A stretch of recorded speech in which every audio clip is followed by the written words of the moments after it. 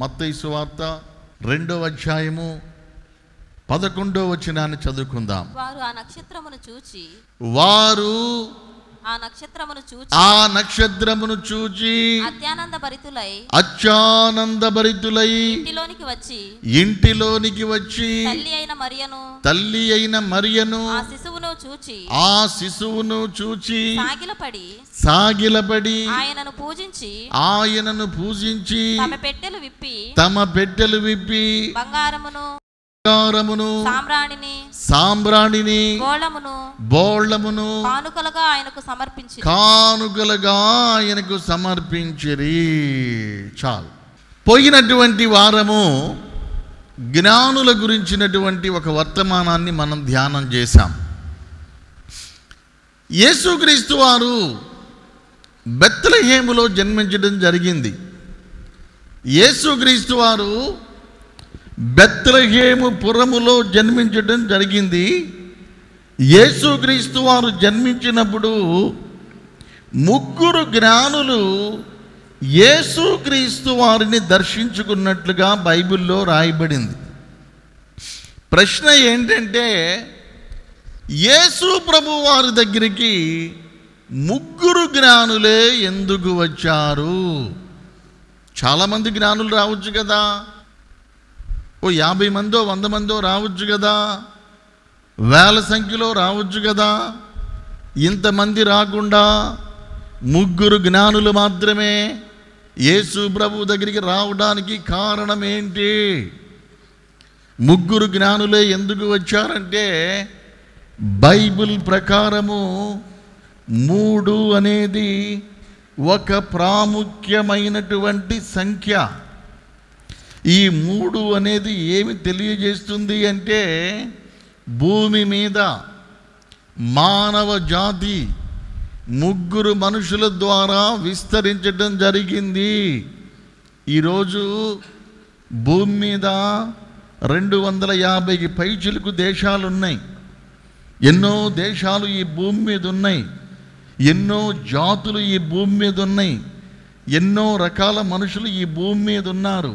అయితే అసలు మానవుని పుట్టుక, మానవుని యొక్క విస్తరణ భూమి మీద ఎలా జరుగుతుందో, ఎలా జరిగిందో ప్రపంచములో ఎవ్వరికీ తెలియదు. కానీ కరెక్ట్ వివరణ, మనిషి ఎలా పుట్టాడో, భూమి మీద ఎలా విస్తరించాడో ప్రపంచానికి బైబిల్ తెలియజేస్తుంది. హల్లెలూయా. ఈ బైబిల్ అనేది దేవుని గ్రంథము. ప్రతి విషయము కూడా బైబిల్ చదివితే అర్థమవుతుంది. బైబిల్ అందరూ అనుకున్నట్టుగా మత గ్రంథము కాదు. బైబిల్ అనేది ఒక మతానికి చెందింది కాదు, ఒక కులానికి చెందింది కాదు. బైబిల్ అనేది అందరికీ చెందింది. ఇది దైవ గ్రంథము. హల్లెలూయా. బైబిలే మనకి ప్రతి విషయాన్ని తెలియజేయాలి. బైబిల్ చెప్పకపోతే మనిషికి ఏ విషయము తెలియదు. అసలు ఈ భూమి మీద మానవుడు ఎలా తయారు చేయబడ్డాడు, భూమి మీద మొదటి మానవుడు ఏ విధంగా వచ్చాడో బైబిలే చెబుతుంది. హల్లెలూయా. అసలు మనిషి అనేవాని యొక్క ఉనికి ఎలా ప్రారంభమైంది, మానవుడు ఎలా జన్మించాడు, మొదటి మానవుడు ఎవరు అనే విషయము బైబిలే చెబుతుంది. ఏం చెబుతుంది బైబిలు? దేవుడు నేల మంటితో నరుణ్ణి నిర్మించాడు. అంటే మనిషిని దేంతో చేశాడంట? మట్టితో చేశాడని బైబిల్ చెబుతుంది. బైబిల్ చెబుతుంది. అనేక మత గ్రంథాలు అనేక రకాలుగా చెబుతున్నాయి. వాటికి ఆధారం లేదు, నిరూపించలేకపోయారు.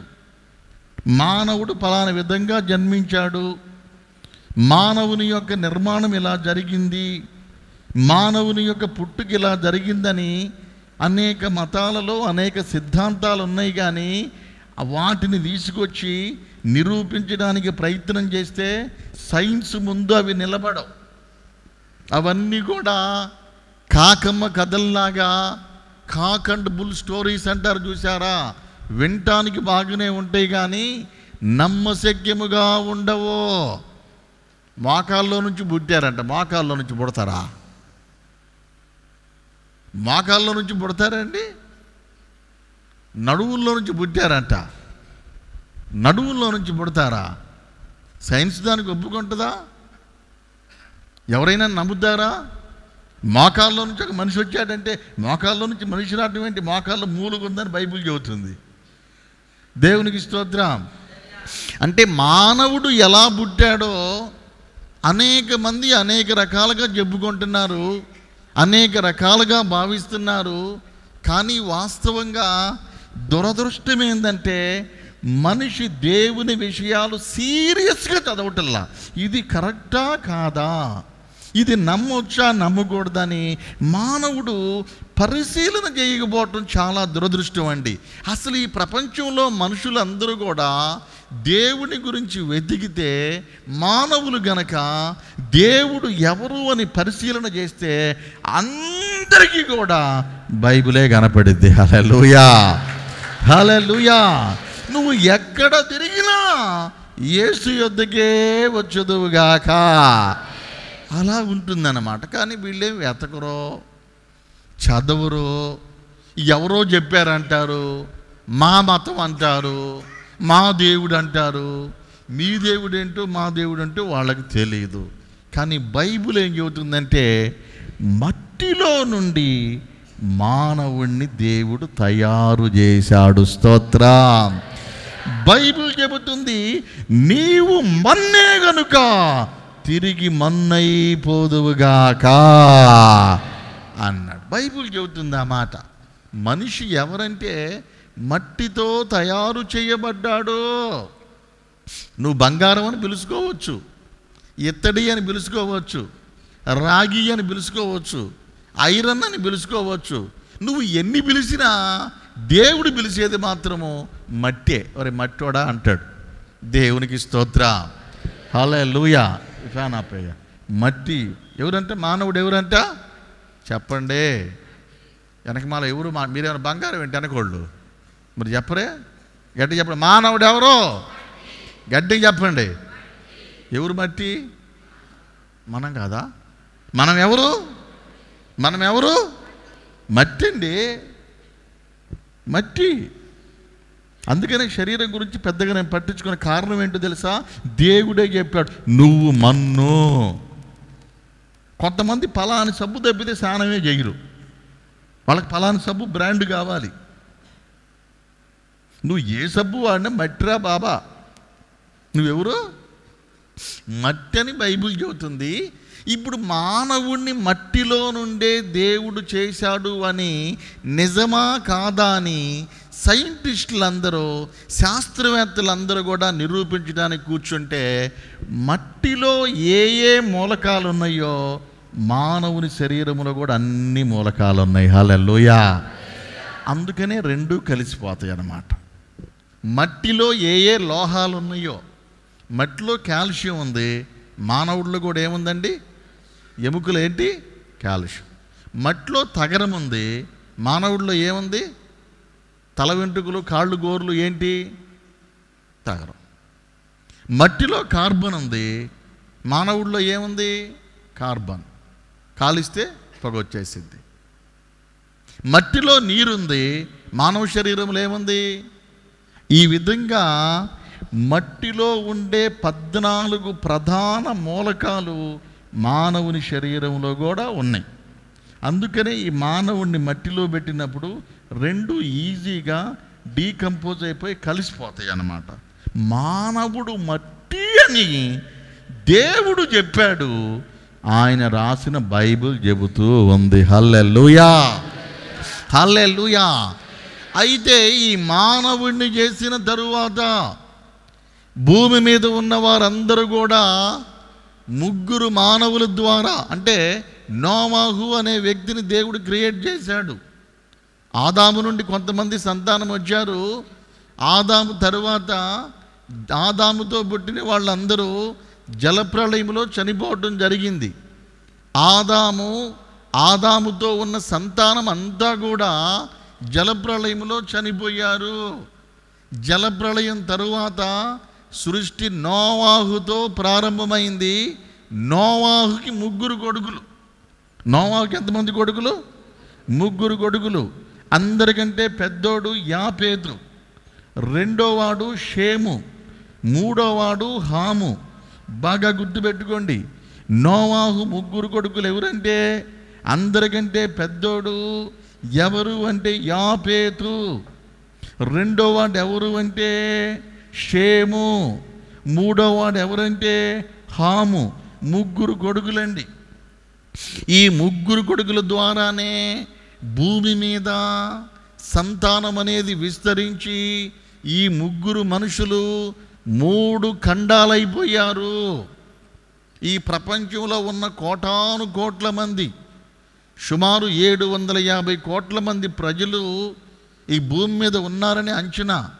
ఈ 750 కోట్ల మంది కూడా ఈ 3 ద్వారానే భూమి మీద విస్తరించడం జరిగింది.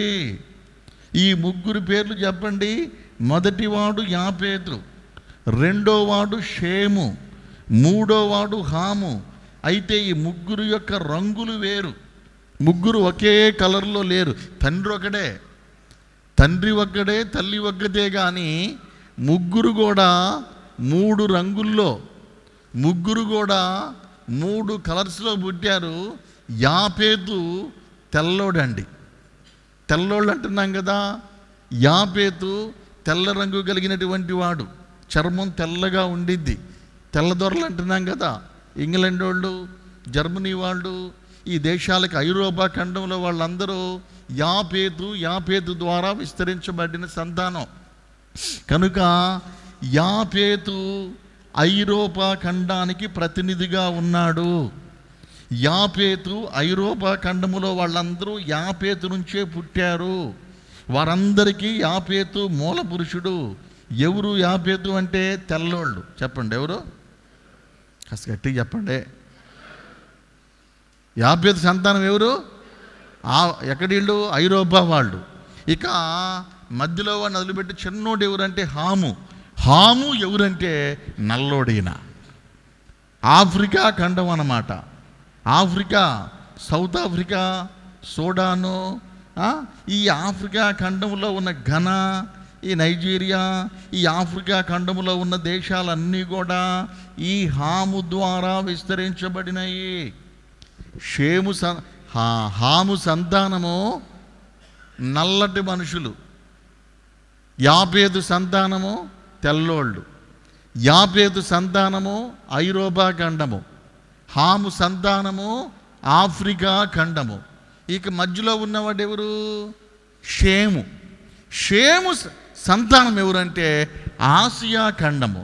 షేము కలర్ ఏంటంటే ఇటు బ్లాకు కాదు, అటు వైటు కాదు, రెండుటికి మధ్యస్థం మనం అన్నమాట. దేవునికి స్తోత్రం, హల్లెలూయా. అంటే భూమి మీద ఎన్ని రంగులోళ్ళు ఉన్నారు? తెల్లోళ్ళు ఉన్నారు, నల్లోళ్ళు ఉన్నారు, చామన ఛాయోళ్ళు ఉన్నారు. తెల్లోళ్ళేమో ఐరోపా ఖండము, నల్లోళ్ళేమో ఆఫ్రికా ఖండము, అటు ఇటు కానీ మధ్య రకమేమో ఆసియా ఖండము. అంటే ఖండాలు ఎన్ని? 3. ఈ 3 ఖండాలు ఎంతమంది ద్వారా విస్తరించినాయి? 3 ద్వారా. ఎలాంటి మనుషులు వీళ్ళు? ఒకళ్ళు వైటు, ఒకళ్ళు బ్లాకు, ఒకళ్ళు మధ్య రకము. ఈ 3. ఇప్పుడు ఏం జరిగిందంటే, యేసయ్య పుట్టినప్పుడు 3 జ్ఞానులు వచ్చారు. ఈ 3 కూడా, ఒక వ్యక్తి తెల్లైన, ఒక వ్యక్తి నల్లైన, ఇంకో వ్యక్తి చామన ఛాయ అయిన, ఈ 3 జ్ఞానులు వచ్చారు. ఈ 3 జ్ఞానులు రావటంలో పాఠం ఏంటంటే, తెల్లోళ్ళకి యేసయ్యే దేవుడు. చప్పట్లో హల్లెలూయా. తెల్లోళ్ళకి యేసయ్యే దేవుడు. కొట్టారా? ఇప్పుడు నల్లోళ్ళకి యేసయ్యే దేవుడు, చామన ఛాయ వాళ్ళకి యేసయ్యే దేవుడు. ఈ భూలోకంలో ఉన్న 3 ఖండాలకి యేసయ్యే దేవుడు. హల్లెలూయా. అందువలనే ఆసియాలో నుంచి ఒక ఆయన వచ్చాడు, ఆఫ్రికాలో నుంచి ఒక ఆయన వచ్చాడు, ఐరోపాలో నుండి ఒక ఆయన వచ్చాడు. 3 ఖండాల్లో నుండి 3 రిప్రజెంటేటివ్లుగా వచ్చారంటే అర్థం ఏంటంటే ఈ భూలోకములో ఉన్న 3 ఖండాల్లో ఉన్నటువంటి కోటాను కోట్ల జనాలకి యేసు క్రీస్తు ప్రభువై ఉన్నాడు. అది సత్యం. హల్లెలూయా. ఇప్పుడు కొంతమంది మతాలు కానీ దేవుళ్ళు కానీ ఒక ప్లేస్లోనే ఉంటారండి. ఉదాహరణకి మన భారతదేశంలో ఉన్నటువంటి కొంతమంది దేవుళ్ళని ఐరోపాలో వెళ్ళి ఎతికితే కనపడరు. ఐరోపాలో ఉన్న దేవుళ్ళని ఆఫ్రికాలో ఎతికితే కనపడరు. ఆఫ్రికాలో ఉన్న దేవుళ్ళని ఈ ఆసియాలో వచ్చి ఎతికితే కనపడరు. యేసయ్యని ఈ ప్రపంచంలో నలువైపులా ఏ ఖండంలోనైనా ఎక్కడికి వెళ్ళినా నీవు వెతికితే అక్కడ ఆయన దొరుకునుగాక. హల్లెలూయా, హల్లెలూయా. 3 జ్ఞానులు యేసయ్య దగ్గరికి రావటంలో ఉన్న రహస్యం ఏంటంటే ఈ భూలోకంలో ఉన్న 3 ఖండాల్లో వారికి కూడా యేసే దేవుడు. ఆసియా వాళ్ళ తరపున ఒక ఆయన వచ్చాడు, ఆఫ్రికా వాళ్ళ తరపున ఒక ఆయన వచ్చాడు, ఐరోపా వాళ్ళ తరపున ఒక ఆయన వచ్చాడు, తెల్ల వాళ్ళ ప్రతినిధిగా ఒక ఆయన వచ్చాడు, చామన ఛాయ వాళ్ళ ప్రతినిధిగా ఒక ఆయన వచ్చాడు, నల్ల వాళ్ళ ప్రతినిధిగా ఒక ఆయన వచ్చాడు. ఈ 3 జ్ఞానులు మనకి నేర్పించే పాఠము, ఈ 3 జ్ఞానులు యేసయ్య వెనక రావటం వెనక మన ఉద్దేశము, ఈ 3 కూడా 3 ఖండాలకు ప్రతినిధులు, ఈ యొక్క నోవాహు 3 సంతానానికి ప్రతినిధులు. వీరు చెప్పే పాఠం ఏంటంటే యేసు క్రీస్తు వారే అందరికీ దేవుడై ఉన్నాడు. హల్లెలూయా చెప్పు, హల్లెలూయా. ఈ 3 జ్ఞానులు ఆడికి వచ్చారు, యేసయ్యని వెతుక్కుంటూ వచ్చారు. తెల్లోళ్ళు యేసయ్య నమ్మినోళ్ళు ఉన్నారా లేరా? ఉన్నారు. నల్లోళ్ళు ఉన్నారా లేరా? ఉన్నారు. చామన ఛాయోళ్ళు ఉన్నారా లేరా? ఉన్నారు. నువ్వు ఏ దేశం పోయినా యేసయ్యని నమ్మినోళ్ళు ఉన్నారు. మిగతా వాళ్ళు ఉండరు. మిగతా వాళ్ళందరూ కూడా లోకల్ గాడ్స్, మానవుల చేత చేయబడిన వాళ్ళు స్థానికంగా ఉంటారు. అంతేగాని వాళ్ళు అందరికీ దేవుళ్ళు కాదు. అందరికీ దేవుడు ఎవరంటే, ప్రపంచ మానవాళ్ళందరికీ దేవుడు ఎవరంటే ఏ దేవుడు మనిషిని చేశాడో ఆ దేవుడే నిజమైన దేవుడు. మనిషిని చేసిన దేవుడు ఎవరంటే మనం ఆరాధించే యేసు. స్తోత్రం, హల్లెలూయా. ఇంకా చెప్పాలంటే మన దేవుడు ఎలాంటి వాడంటే మన దేవుడు మనుషులను చేసిన దేవుడు, మిగతా దేవుళ్ళు మనుషుల చేత చెయ్యబడిన దేవుళ్ళు. డిఫరెన్స్ అర్థమైందా? మిగతా వాళ్ళందరూ కూడా మనుషుల చేత చేయబడ్డ. మీరు ఏ గుడికన్నా పోండి, ఏ దేశం అన్నా పోండి, ఎక్కడికన్నా పోండి, అక్కడికున్న బొమ్మలు కానీ అక్కడున్న విగ్రహాలు కానీ అవి బంగారం అవ్వచ్చు, అవి వెండి అవ్వచ్చు, అవి రాగి అవ్వచ్చు, అవి ఎత్తడి అవ్వచ్చు, అవి కొయ్య బొమ్మలు అవ్వచ్చు, అవి మట్టి బొమ్మలు అవ్వచ్చు, అది ఏదైనా అవ్వచ్చు. అయితే వీటన్నిటినీ చేసింది ఎవరయ్యా అంటే మనిషే చేస్తాడు. హల్లెలూయా, హల్లెలూయా. మనిషి చీర కడతాడంట. ఎవరికి చీర కట్టాలంటే? మనిషి. ఎవరికి? ఇప్పుడు దేవుడికి మనిషి బట్టలు వేయటం ఏంటి? మన దేవుడు ఎవరో తెలుసా? దిగంబరిగా ఉన్న ఆదాముకి వస్త్రాలను ఇచ్చినోడు. హల్లెలూయా, హల్లెలూయా. ఈ భూలోకంలో ఉన్న దేవుళ్ళకేమో మనం పోయి బట్టలు కట్టాలి, మన దేవుడేమో మనకే వస్త్రాన్ని ఇచ్చేవాడు. హల్లెలూయా. కనుక 3 జ్ఞానులు నేర్పే పాఠం ఏంటంటే ప్రపంచంలో ఉన్నటువంటి 3 రంగుల మనుషులు, 3 ఖండాల్లో ఉన్న మనుషులు, ఈ 3 ఖండాల్లో ఉన్న వారికి ఈయనే దేవుడై ఉన్నాడని సెంటర్లో పుట్టాడు. ఏ సెంటరు? ఇశ్రాయేలు దేశం. ఇశ్రాయేలు దేశం యొక్క స్పెషల్ ఏంటంటే ప్రపంచానికి నడుమ ప్లేస్ యెరూషలేము. హల్లెలూయా. ఈ ప్రపంచానికి సెంటర్ పాయింట్ ఏంటంటే ఆఫ్రికా ఖండానికి, ఐరోపా ఖండానికి, ఆసియా ఖండానికి, 3 ఖండాలకు కూడా సెంటర్ పాయింట్ ఇజ్రాయెల్ దేశం. పక్కనే ఆఫ్రికా, ఇటు వస్తే కిందికి వస్తే ఆఫ్రికా ఖండం, కుడి చేతి వైపు వెళ్తే ఆసియా ఖండం, ఎడం చేతి వైపు వెళ్తే ఐరోపా ఖండం, 3 ఖండాలు కలిసేటువంటి సెంటర్ పాయింట్లో ఇజ్రాయేల్ దేశం ఉంది. అందుకనే ప్రభువు ఆ దేశంలోకి వచ్చాడు. ఆ దేశం దగ్గరికి ఈ 3 జ్ఞానులు వచ్చారు. హల్లెలూయా. ఈ 3 వచ్చి ఏం చేశారు? ఆయన్ని చూసి తమ పెట్టెలు విప్పి, చెప్పండి ఏం చేసి? ముందు ఆయన్ని చూశారు, తర్వాత ఏం చేశారు? పెట్టెలు ఏం చేశారు? విప్పారు. మీరు కూడా పెట్టెలు విప్పుదురుగాక. హల్లెలూయా. మీ పెట్టెలు ఏం చేయాలి? విప్పాలి. దేవునికి స్తోత్రం. ఇప్పుడు ఏం చేశారు? పెట్టెలు విప్పి, పెట్టెల్లో ఏముందంట? ఒక ఆయన దగ్గర బంగారం, ఇంకో ఆయన దగ్గర సాంబ్రాణి, ఇంకో ఆయన దగ్గర బోళము. ఈ 3 కూడా విప్పి యేసయ్యకి కానుకలుగా సమర్పించారంట. దేవునికి స్తోత్రం. ఏమిచ్చారు వాళ్ళు? ఒక ఆయన సాంబ్రాణి ఇచ్చాడు, ఒక ఆయన బంగారం ఇచ్చాడు, 3వ వ్యక్తి బోళం ఇచ్చాడు. ఈ పెట్టెలు విప్పి 3 కూడా యేసయ్యకి కానుకలను సమర్పించినట్లుగా మనం చదువుకున్నాము. ఈరోజు కీర్తన గ్రంథం చదివేటప్పుడు కూడా ఇదే మాట వచ్చింది. దేవునికి స్తోత్రం. మీరు ఆలకించారో లేదో కానీ వారు దేవునికి కానుకలు సమర్పించినట్లుగా నీవు ఏది సంపాదించినా అందులో దేవుని భాగం దేవునికి ఇవ్వాలి, లేకపోతే నీ భాగం ఫెయిల్ అయిపోయింది. ఇప్పుడున్న కానుకల గురించి చెబితే కొంతమంది ఫీల్ అవుతారు, అందుకే నేను ఎక్కువ చెప్పను. నువ్వు నీ భాగం నువ్వు తినాలి, దేవుని భాగం నువ్వు తినకూడదు. దేవుని భాగం నువ్వు వాడేసుకుంటే ఏదో ఒకరోజు దేవుడు లెక్క సెటిల్ చేసి మొత్తం ఒకేసారి తీసేసుకుంటాడు. అందుకని యేసయ్య చెప్పాడు, కైసరికి ఇవ్వండి, దేవునికి ఇవ్వండి. హల్లెలూయా. సరే, అది అట్లా ఉంచుదాం. ఇప్పుడు పోయిన వారం ఏం చెప్పామంటే సాంబ్రాణి గురించి చెప్పాం. సాంబ్రాణి అనేది ఒమన్ దేశము నుండి, షేబా దేశము నుండి వచ్చినటువంటి క్యాస్పర్ అనేటువంటి జ్ఞాని దేవునికి సాంబ్రాణి కానుక ఇచ్చాడు. సాంబ్రాణి నేర్పే పాఠం ఏంటంటే యేసుక్రీస్తు వారు ఒక యాజకుడుగా ఉన్నాడు. హెబ్రీ పత్రికలో ఆయన యాజకుడుగా కనిపిస్తాడు. మన కోసం ఆయన ప్రార్థన చేస్తాడు, మన పాపాలను ఆయన కడిగి వేస్తాడు, మన కోసం ఆయన విజ్ఞాపన చేస్తాడు, మనల్ని రక్షిస్తాడు అని చెప్పి ఈ సాంబ్రాణి అనేటువంటిది యేసుక్రీస్తు వారి యొక్క యాజకత్వాన్ని చెబుతుంది. ఒక యాజకుడిగా యేసయ్య కనిపిస్తాడు మనకి. ఎక్కడా కోపడినట్టు ఉండడండి.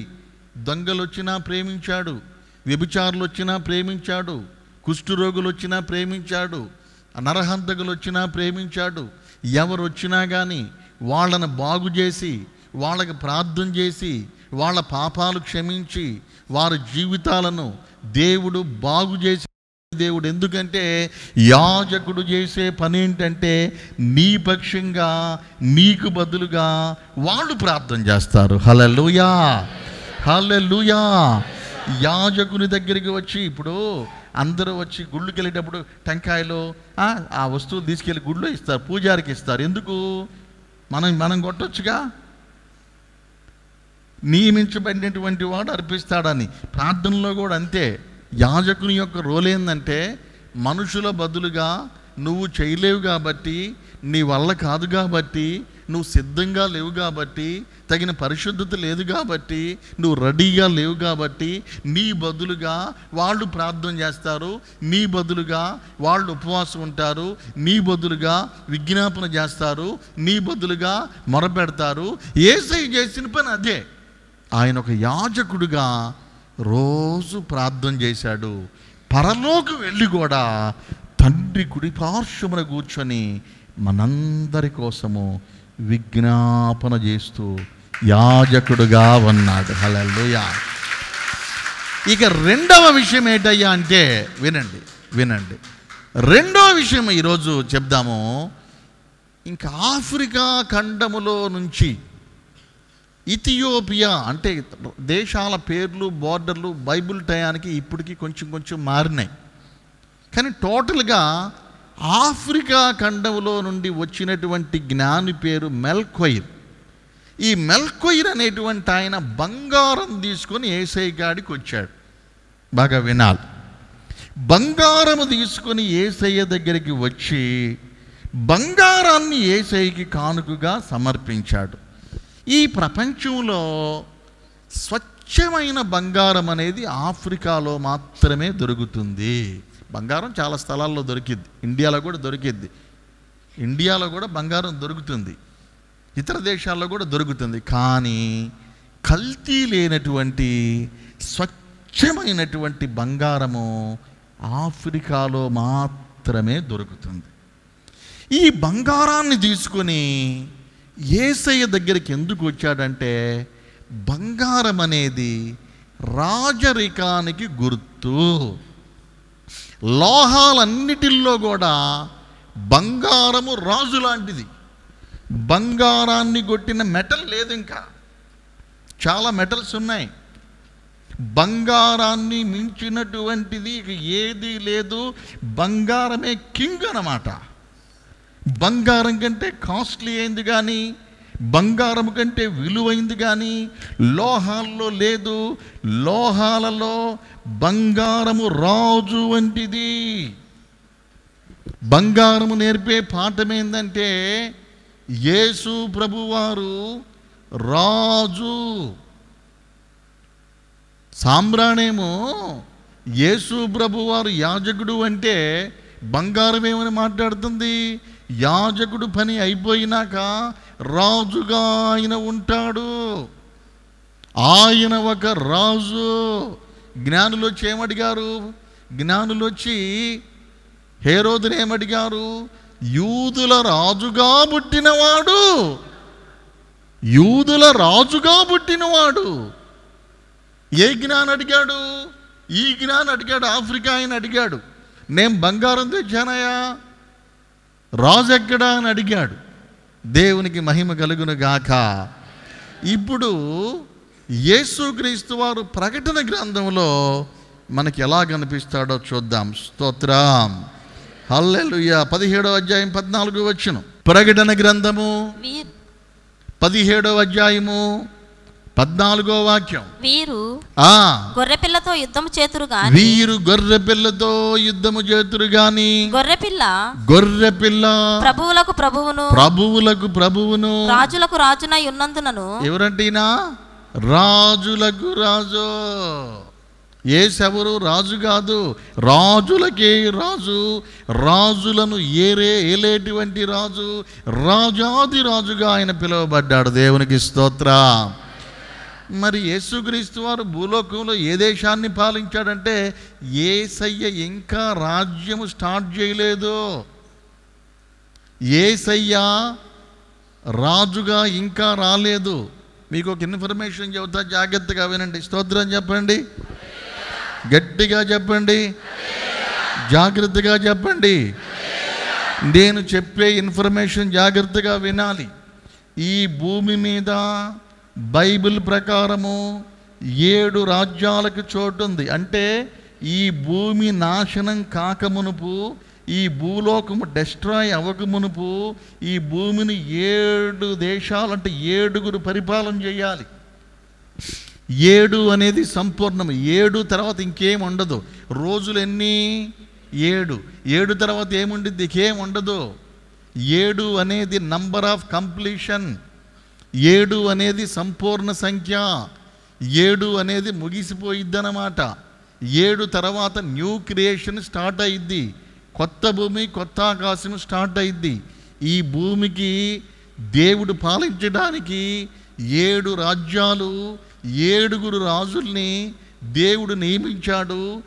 7వ రాజు పాలించిన తర్వాత భూలోకం అంతమైపోయింది. ఈ భూలోకం అనేది ఉండదు. ఇప్పుడు మనం చూసేటువంటి భూమి, ఆకాశం అనేది కనబడదు. ఎప్పుడు? 7వ రాజు పాలించిన తరువాత.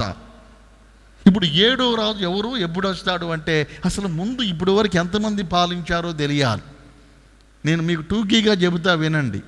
ఇప్పటి వరకు ఈ భూలోకాన్ని 6 రాజులు లేదా 6 రాజ్యాలు పాలించడం జరిగింది. ఇప్పటి వరకు మనమున్నటువంటి భూలోకాన్ని 6గురు రాజులు లేదా 6 రాజ్యాలు పరిపాలన చేయటం జరిగింది. 6 రాజ్యాలు ఆల్రెడీ భూమిని పాలించడం అయిపోయింది. ఈ 6 రాజ్యాలు ఎవరో నేను చెబుతా వినండి.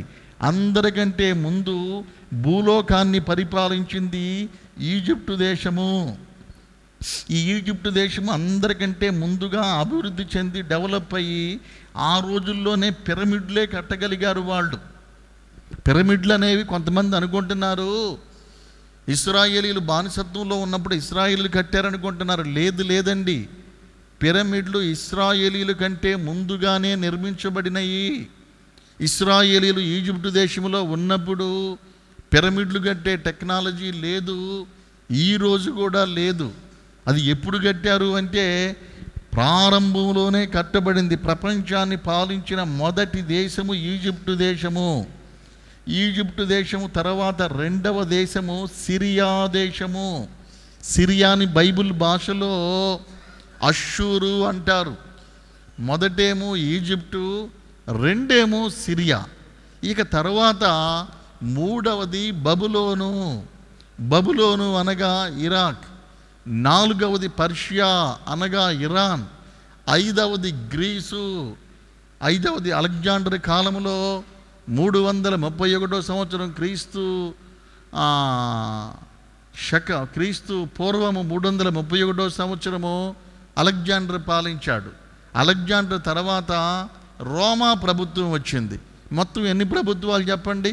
ఒకటేమో ఈజిప్టు, రెండేమో సిరియా, మూడోదేమో బబులోను, నాలుగోదేమో పర్షియా, ఐదవదేమో గ్రీసు, ఆరోదేమో రోము. మొత్తం ఎన్నైనాయి అంటే 6 రాజ్యాలు అయిపోయినాయి. దేవునికి స్తోత్రం.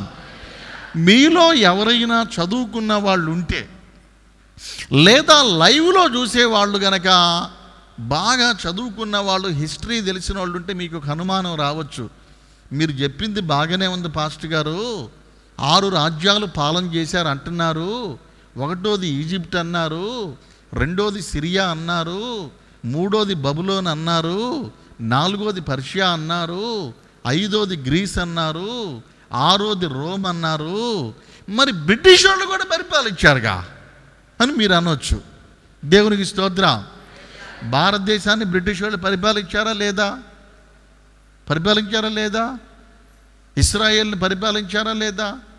అమెరికాను కూడా పరిపాలించారు. వాళ్ళు మామూలు వాళ్ళు కాదు, బ్రిటిష్ వాళ్ళు తక్కువ వాళ్ళు కాదు. మరి బ్రిటిష్ వాళ్ళు కూడా పరిపాలన చేశారు కదా, ఆ రాజ్యం లేదా? మీరు ఆరంటున్నారు ఏంటి అనొచ్చు.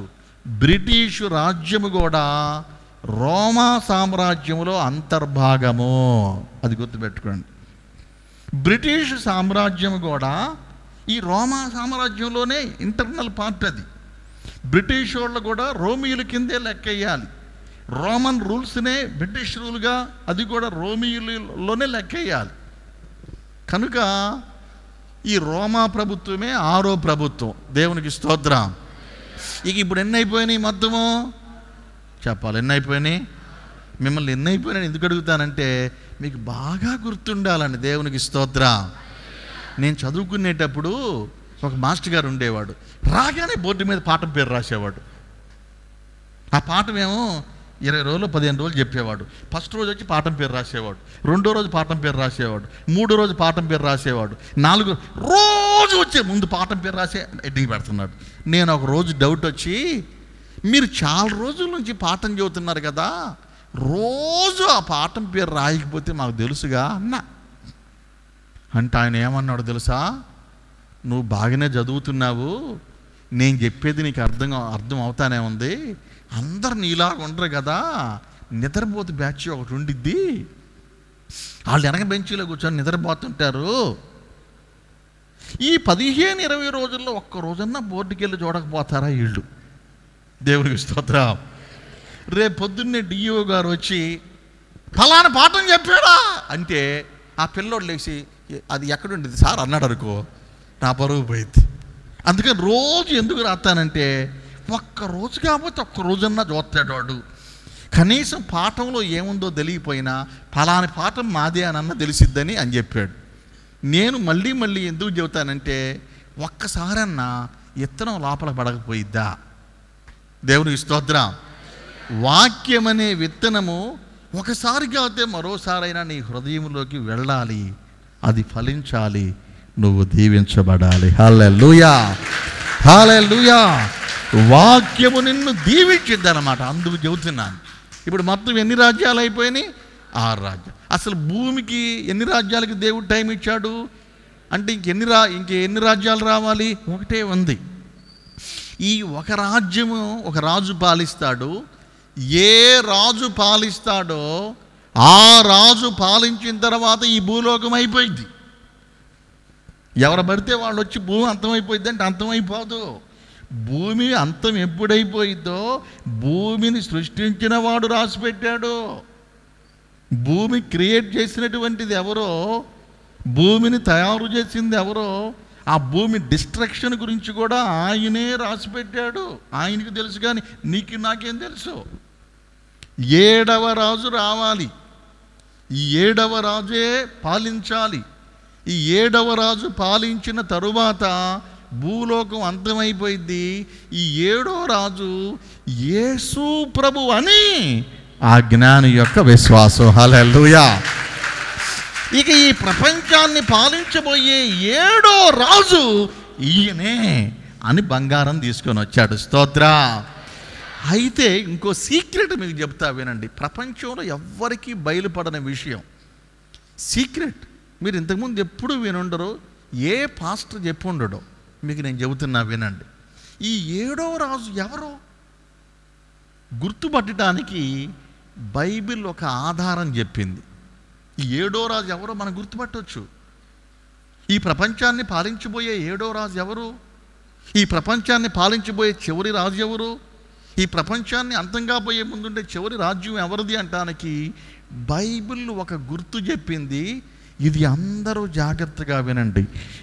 ఆ రాజు ఎలాంటి వాడంటే, 7వ రాజు ఎలాంటి వాడంటే, ఈ 7వ రాజు మీద మరణానికి అధికారం ఉండదు. హల్లెలూయా. చనిపోయిన తరువాత ఎవరైతే మళ్ళీ లేస్తారో, మరణాన్ని ఎవరైతే గెలుస్తారో, చనిపోయి మళ్ళా పునరుద్ధానుడు ఎవరవుతారో ఆయనే 7వ రాజు. హల్లెలూయా.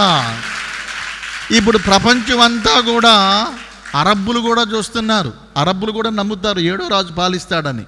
అంటే వాళ్ళ పేరు వేరే చెబుతారు. మనమే రాజు అన్నా వాళ్ళు ఇంకో మాట, వాళ్ళకి ఏదో పేర్లు ఉంటాయి. ఇది అందరూ చెబుతున్నారు. 7వ రాజు ఎవరని ఎలా గుర్తుపట్టాలి? ఆయన పేరు రాసుకొస్తాడా? ఆయనకి ఏమైనా ఐడెంటిటీ ఉండిద్దా? ఆయన ఏమైనా తల మీద పెట్టుకొస్తాడంటే లేదు. బైబిల్ ఏం చెబుతుందంటే, ఒక ఆయన చనిపోతాడు, చనిపోయినాక మరణాన్నే గెలిచి మళ్ళీ లేస్తాడు. ఆయనే 7వ రాజు. హల్లెలూయా. ప్రపంచంలో చనిపోయి మళ్ళీ తిరిగి లేచిన వాళ్ళు ఎవరైనా ఉన్నారా అని చూస్తే యేసు ప్రభు తప్ప ఇంకోడు లేడు. యేసు ప్రభువే. మీరు ఒక అనుమానం రావచ్చు, యేసు ప్రభువే కాదు కదండి, లాజరు కూడా చచ్చిపోయి బతికాడు, ఇంకా కొంతమంది చనిపోయి బతికిన వాళ్ళు ఉన్నారు. బైబిల్లో చాలామంది, యాయిరు కుమార్తె బతికింది కదా, నాయుని విధవరాల కుమారుడు బతికాడు కదా, తబితా బతికింది కదా, చనిపోయి లేచిన వాళ్ళు చాలామంది మనకు కనపడతారు కదా అని మీరు అనొచ్చు. బైబిల్ ఏం చెబుతుందంటే, పునరుద్ధానం అంటే చనిపోయి తిరిగి లేచి, అర్థమవుతుందా? చనిపోయి తిరిగి లేచి మళ్ళీ చచ్చిపోకూడదు. హల్లెలూయా. చనిపోయి తిరిగి లేచి మళ్ళీ చచ్చిపోకూడదు, అది ఆయన కావాలి. ఇప్పుడు లాజరు ఏమయ్యాడు? చచ్చిపోయాడు, లేచాడు, కొన్నాళ్ళకి మళ్ళీ చచ్చిపోయాడు. యాయిరు కుమార్తె ఏమైంది? చనిపోయింది, లేచింది, మళ్ళీ కొన్నాళ్ళకి చనిపోయింది. బైబిల్లో అందరూ చనిపోయి ఎవరైతే 8 మంది బతికారు, బైబిల్లో చనిపోయిన వాళ్ళు 8 మంది లేచారు. ఈ 8 మంది కూడా చనిపోయి లేచారు, మళ్ళీ చచ్చిపోయారు. చనిపోయిన వాడు మళ్ళీ బ్రతికినవాడు, ఇక మళ్ళీ చనిపోకుండా సజీవుడిగా ఉన్నవాడు యేసయ్య మాత్రమే. హల్లెలూయా. ఇప్పుడు ఈ భూలోకాన్ని పరిపాలించడానికి రాబోయేటువంటి 7వ రాజు యేసుక్రీస్తు ఆయన చెప్పాడు, మళ్ళీ వస్తాను. రెండో రాకడలో యేసయ్య వస్తాడు. ఎలా వస్తాడు? గుర్రం మీద వస్తాడు. ఎలా వస్తాడు? మేఘాల మీద వస్తాడు. ఎందుకు వస్తాడు? భూలోకములో రాజ్యాన్ని పరిపాలన చేస్తాడు. ఎన్ని సంవత్సరాలంటే 1000 సంవత్సరాలు ఈ రాజ్యము దేవుడు పాలించబోతున్నాడు. హల్లెలూయా. మనము యేసురాజు పాటలో ఒక వచనం పాడతాం. ఏమని? 1000 ఏండ్లు ఇళ్ళపై యేసు రాజ్యమేలును, 1000 ఏండ్లు ఇళ్ళపై యేసు రాజ్యమేలును, ఈ లోక రాజ్యాలన్నీ ఆయన ఏలును, ఈ లోక రాజ్యాలన్నీ ఆయన ఏలును, నీతి శాంతి వర్ధిల్లును, నీతి శాంతి వర్ధిల్లును, న్యాయమే కన్నబడును, న్యాయమే కన్నబడును, యేసు రాజుగా వచ్చుచున్నాడు, భూలోకమంతా తెలుసుకుంటారు, యేసు రాజుగా వచ్చుచున్నాడు, భూలోకమంతా తెలుసుకుంటారు. హల్లెలూయా. ఈ మధ్య ఒక ఆయన, పెద్ద ఆయన, ఒక ఆయన నన్ను ఒక మాట అడిగాడు. సింగపూర్లో ఉన్నప్పుడు కాస్త ఖాళీ టైం దొరికినప్పుడు నా రూమ్కి వచ్చాడు. పాస్టర్ గారు, మీతో మాట్లాడాలి. నేను ఎప్పటి నుంచో అనుకుంటున్నాను, మీ వాక్యం అంటే నాకు చాలా ఇష్టము, ఒక్క వారం కూడా మిస్ అవ్వకుండా వింటాను, మీరు వచ్చారని తెలిసి వచ్చాను, మాట్లాడాలని మాట్లాడుతూ మధ్యలో ఏమన్నాడంటే, పరిస్థితులన్నీ బాగానే ఉన్నాయా, ఎలా ఉన్నారు, ఇండియా ఎలా ఉంది, ఆంధ్ర ఎలా ఉంది, ఇవన్నీ అడుగుతూ ఏమన్నాడంటే,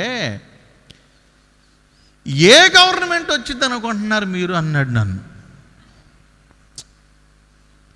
ఏ గవర్నమెంట్ వచ్చింది అనుకుంటున్నారు మీరు అని నన్ను అడిగాడు. సైలెంట్గా ఉన్నా. సరే అట్టాపి అన్నాడు, ఏ గవర్నమెంట్ అన్నా రావాలని మీరు కోరుకుంటున్నారా అన్నాడు. కోరుకుంటున్నాను అన్నా. ఏ గవర్నమెంట్ రావాలనుకుంటున్నావు అంటే నేను ఆయనకు చెప్పాను, హెవెన్లీ గవర్నమెంట్. హల్లెలూయా. ఏ గవర్నమెంట్ అండి?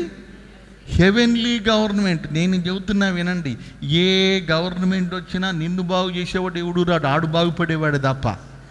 గుర్తుపెట్టుకోండి. మీరు ఏదో అనుకుంటున్నారేమో, ఎవడొచ్చినా పెన్నం మీద నుంచి, చెప్పండి, పెన్నం మీద నుంచి పొయ్యిలో పడినట్టే. ఎవరొచ్చి నీ జీవితాన్ని బాగు చేయరు. మనిషిని బాగు చేసేవాడు, నీతిగా ఉండేవాడు, న్యాయంగా ఉండేవాడు, మానవుడిని పరలోకం తీసుకెళ్లేవాడు యేసు మాత్రమే. హల్లెలూయా. నేను ఆయనకి చెప్పాను, హెవెన్లీ గవర్నమెంట్ రావాలి.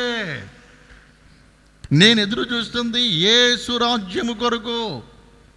యేసు క్రీస్తు వారు భూలోకానికి రావాలి, సంఘాన్ని వెంట పెట్టుకొని రావాలి, 1000 ఏండ్లు పరిపాలన చేయాలి, ఆ పరిపాలనలో మనం ఉండాలి. హల్లెలూయా అని చెప్పి ప్రకటన గ్రంథంలో ఈ విషయాలన్నీ చెబుతూ వింటే భయపడిపోయి బెడ్ మీద ఉన్నాడు. ఒక్కసారి లేచి కింద కూర్చున్నాడు.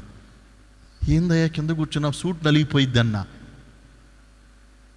వాక్యంలో ఇన్ని విషయాలు ఉన్నాయా? నిరీక్షణ అంటే ఇదేనా?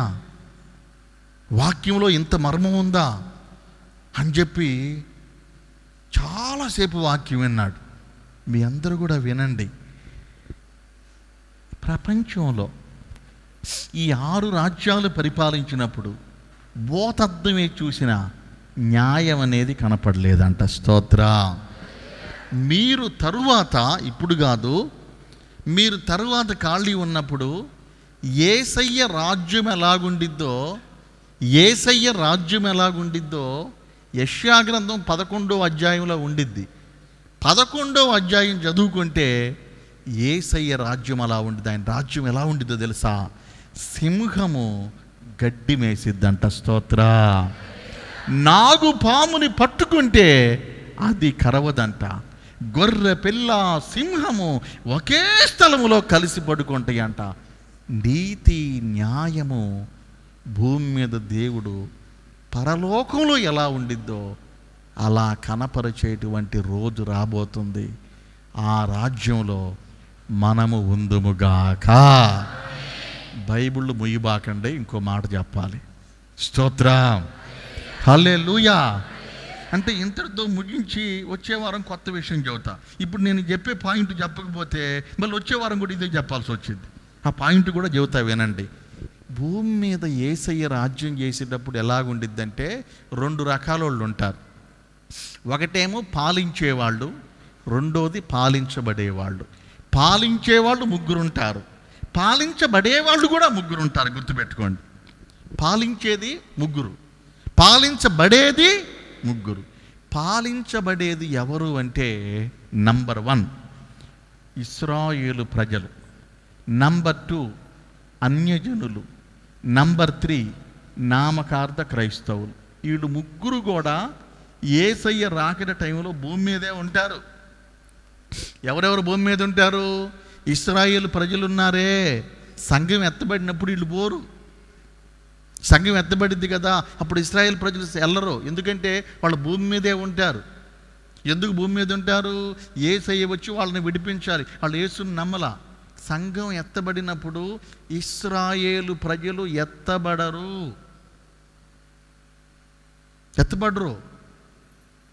బెన్హిని గారు ఇజ్రాయేల్ యూదుడు.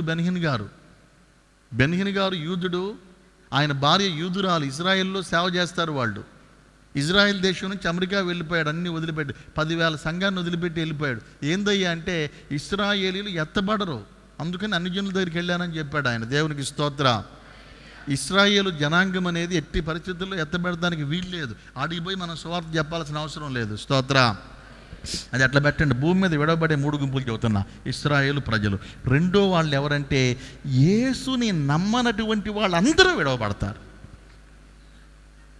యేసుని నమ్మక జనాలు ఉన్నారు కదా, మా దేవుడు మా మతం మా గొప్ప అనుకుంటా, వాళ్ళందరూ విడవబడతారు. యేసయ్య తీసుకెళ్ళడు వాళ్ళని. యేసయ్య ఎందుకంటే పరిశుద్ధాత్మ ఉంటేనే వెళ్ళడం. ఇశ్రాయేలీలు విడవబడతారు, అన్ని జనులు విడవబడతారు.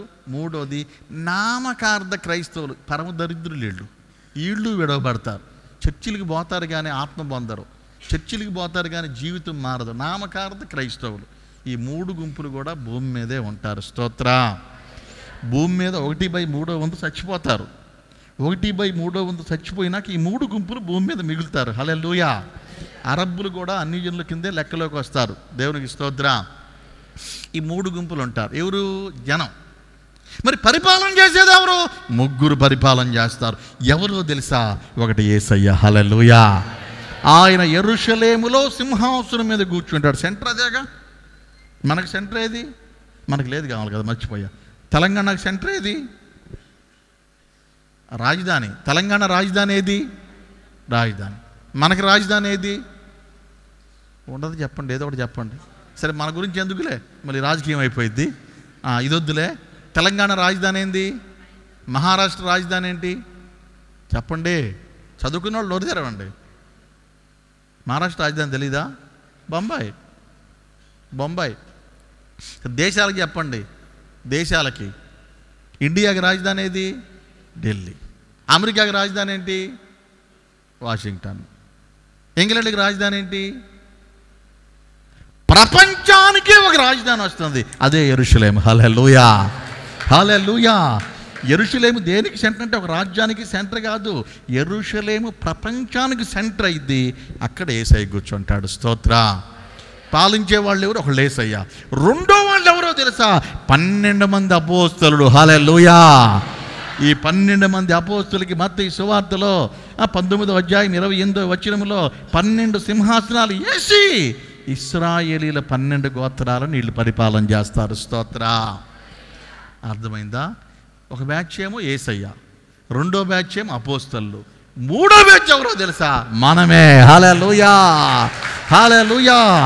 2 తిమోతి 2:12లో ఏమని రాస్తుందంటే, సహించిన వారమైతే మనము కూడా ఏలుదుము.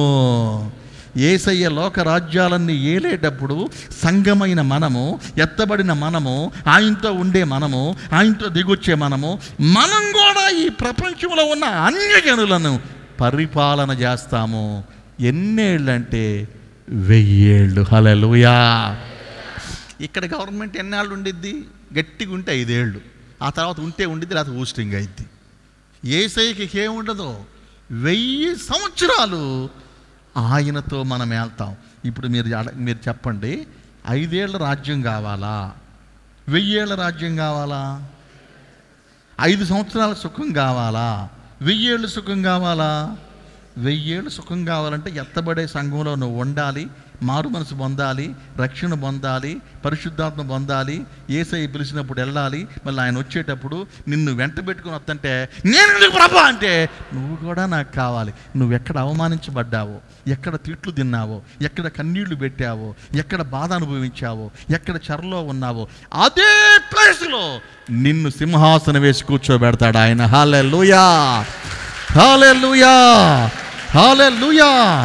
యేసు 1000 ఏళ్ళు రాజ్యం ఏలేటప్పుడు నీవు కూడా రాజ్యం వెళ్తావు. స్తోత్ర, హల్లెలూయా. బంగారము యేసయ్య రాజరికాన్ని సూచిస్తూ ఉంది. 7వ రాజు ఆయనే, రాజాది రాజుగా ఉండబోయేది ఆయనే. ఆయన్ని మనం ఎందుకు నమ్మాలంటే ఆయన నమ్మితే ఆయన రాజ్యంలో మనకు కూడా సీట్ ఇచ్చునుగాక. హల్లెలూయా. అపోస్తలులకు 12 సింహాసనాలు ఇచ్చి యెరూషలేములో ఇశ్రాయేలీయుల దగ్గర కూర్చోబెట్టాడు. నీకు కూడా సింహాసనం ఉంది కనుక యేసయ్యని నమ్ముదువుగాక. ఇక్కడ చిన్న చిన్న బాధలు వస్తాయి, దేవుణ్ణి నమ్ముకున్నందుకు అవమానాలు వస్తాయి, ఇబ్బందులు వస్తాయి, బాధలు వస్తాయి, రోగాలు వస్తాయి, అవమానాలు వస్తాయి, వెలువేతలు వస్తాయి, ఇబ్బంది పెట్టే పరిస్థితులు వస్తాయి. వాటన్నిటిని లెక్క చేయదు. ఎందుకో తెలుసా? యేసయ్య నీకు 1000 ఏళ్ళు సంతోషం ఇవ్వబోతున్నాడు. హల్లెలూయా. పౌలు గారు ఏమంటున్నాడో తెలుసా?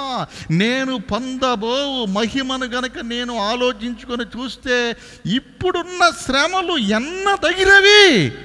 ఆ సింహాసనాన్ని దేవుడు పౌలు గారికి చూపిస్తే పౌలు గారు అన్నాడంట, నీకోసం చావైనా చేస్తానయ్యా ఆ సింహాసనం కోసం అన్నాడంట. స్తోత్ర.